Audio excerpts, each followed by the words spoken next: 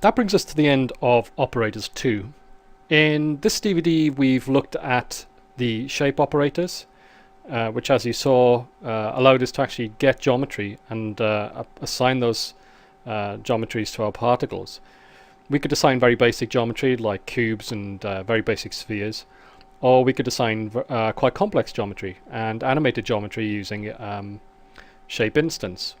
We could also apply facing geometry for mapping sprite-based particles, and we also had a subset of that operator with the shape mark operator, which actually allowed you to apply primitive shapes to the surface of objects for creating things like bullet holes and so forth. Again, another mapped solution.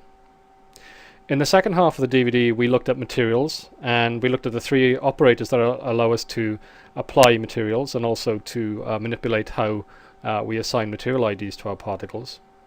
And in the third section of the DVD, we actually looked at a grab bag of operators which dealt with things like caching and putting notes into our particle flow, and also defining, how the particles will render at render time and so on. In Particle Flow Fundamentals 4, we're going to look at a very important group of operators called the tests.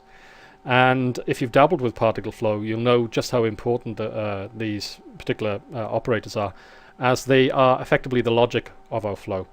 And if we don't have any tests in our flow, we literally won't have any flow taking place. We'll just end up with one event, and the particles will be stuck in that event forever. So tests are very, very important to building up a good particle flow. Also in that DVD, we'll be looking at two elements which we use continuously within particle flows as well, and that is the force space warps and the force operator. And those two items actually work together to actually apply particle forces to your particles.